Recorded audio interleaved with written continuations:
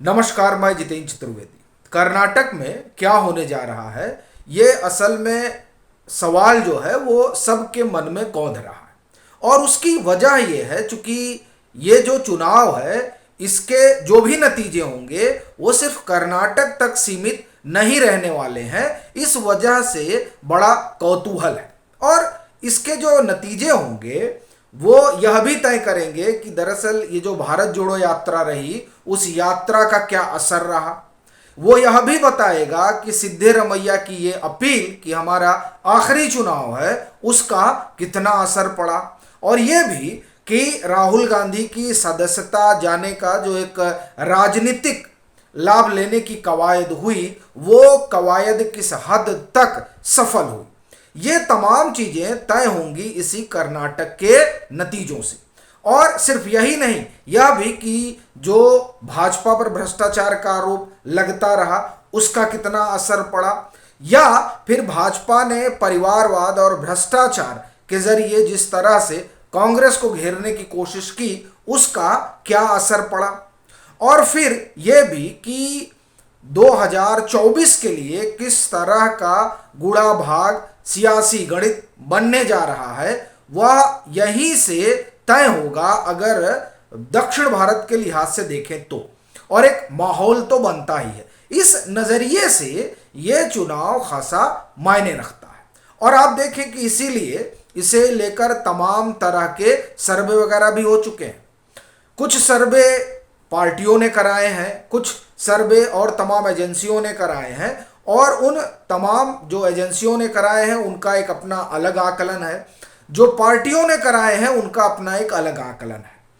कांग्रेस तो 150 सीट का दावा कर रही है, अब वो मिलेगा कितना ये अपने आप में एक सवाल है। लेकिन जो अभी हम बात करने जा रहे हैं वो दरअसल उस इंटरनल सर्वे की बात करने जा रहे हैं जिसने एक तरह से सनसनी फैला दी है।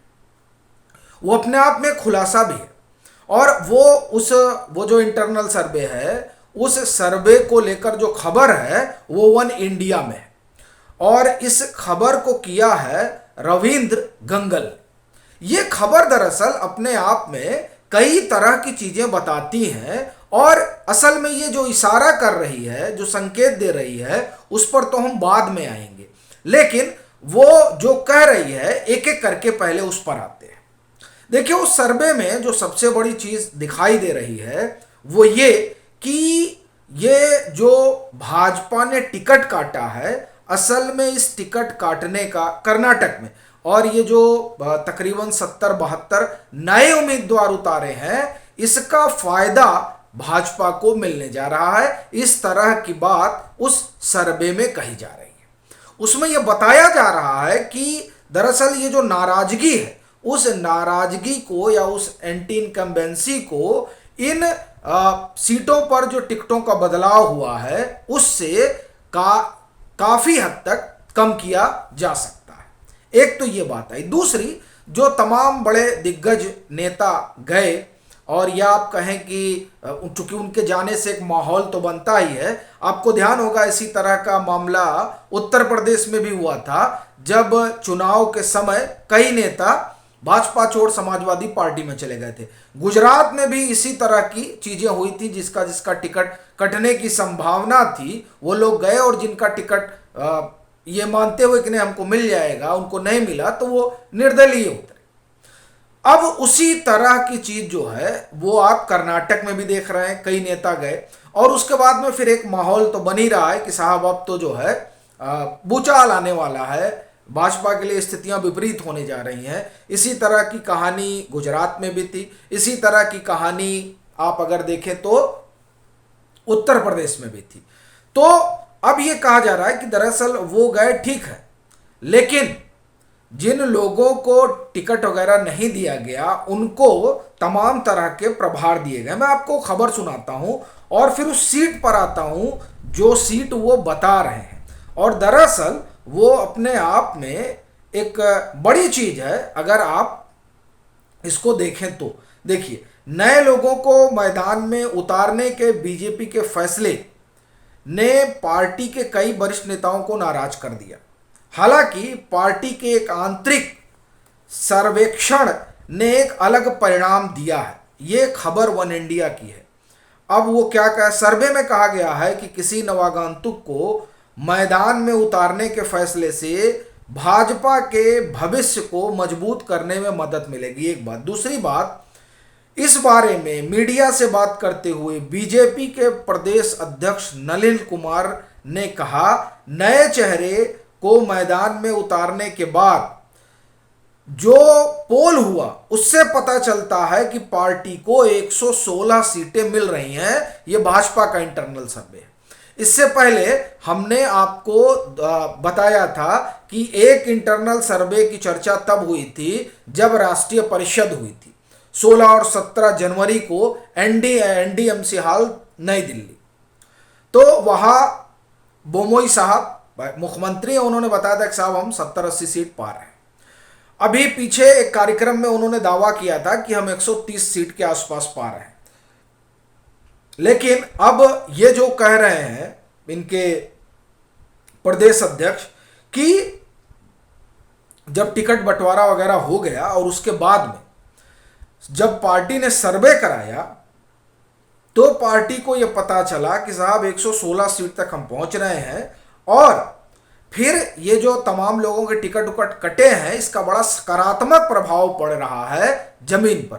मतलब वो जो एंटी इनकम्बेंसी वाला मसला था वो काफी हद तक दूर हुआ। फिर इसमें कहा गया कि पूर्व विधायकों, प्रदेश अध्यक्षों और पूर्व मंत्रियों समेत पार्टी के नेताओं जिन्होंने चुनौतियों का सामना करते हुए चुनाव जीता को जिला और विधान परिषद क्षेत्रों में चुनाव कार्य की निगरानी का काम सौंपा गया है। पिछले एक सप्ताह में, अब आप सुनिए गौर से, पिछले एक सप्ताह से सभी क्षेत्रों में वो लोग काम पर जुटे हुए हैं। शनिवार को उन नेताओं के साथ बैठक की और उनसे ग्राउंड रिपोर्ट ली। वह रिपोर्ट भी हमारे अनुकूल है। मतलब ये भाजपा का दावा है। कई विधायकों के खिलाफ सत्ता विरोधी लहर थी। इससे उबरने के लिए भाजपा ने नए चेहरों को मैदान में उतारा। उन्होंने कहा कि डबल इंजन की सरकार द्वारा किए गए विकास कार्यों और मजबूत संगठनात्मक ताकत से पार्टी को स्पष्ट बहुमत हासिल करने में मदद मिलेगी। बाकी वो उनका अपना भाषण है, लेकिन बड़ी चीज जो वो कह रहे हैं कि जब बंटवारा वगैरह हो गया टिकटों का, उसके बाद जो सर्वे हुआ उसमें उनको लगता है, भाजपा को लगता है कि 116 सीटें आएंगी। और वो कह रहे हैं कि अभी पीएम की रैली होना बाकी है, 20 सभाएं पीएम की होंगी। अब ये जो इनका इंटरनल सर्वे है, इस इंटरनल सर्वे को कई लोग धुआं भी कर सकते हैं, लेकिन वो स्वाभाविक है क्योंकि जब आपका इंटरनल सर्वे आता है तो उसका छिद्रान्वेषण भी होता है। लेकिन एक बात जरूर कहूंगा, जब भाजपा का यहाँ चुनाव उत्तर प्रदेश में था तो भी एक उनका अपना इंटरनल असेसमेंट आया था जिसमें उन्होंने 255 सीटें दी थी भाजपा को, और तकरीबन उसी के आसपास भाजपा को मिली। फिर अगर आप देखें गुजरात में भी जो उनका इंटरनल सर्वे था, उस इंटरनल सर्वे में वो लोग 130, 140, 45 की बात कर रहे थे। हालांकि वहां एक और इंटरनल सर्वे हुआ था जैसे कर्नाटक में हुआ। तो कर्नाटक में जैसे पहले इंटरनल सर्वे में ये लोग 70-80 सीट पर थे, उसी तरह गुजरात में भी जो पहले इंटरनल सर्वे हुआ था उसमें वो लोग 90-100 सीट के बीच में अटके हुए थे। लेकिन बाद में आप देखिए कि 150 पार कर गए। अब इसी तरह जो अभी फिलहाल सर्वे है उसमें ये लोग 116 सीट की बात कर रहे हैं, और ये अपने आप में एक बड़ी चीज है। और अभी देखने वाली बात रहेगी कि ये इंटरनल सर्वे जो है भाजपा का वो किस हद तक 13 मई को जमीन पर आंकड़ों में, नतीजों में दिखाई देता है। बाकी आपकी क्या राय है जरूर साझा करें, और मतांतर से नहीं जुड़े हैं तो जुड़े, वीडियो को खूब लाइक करें, खूब शेयर करें।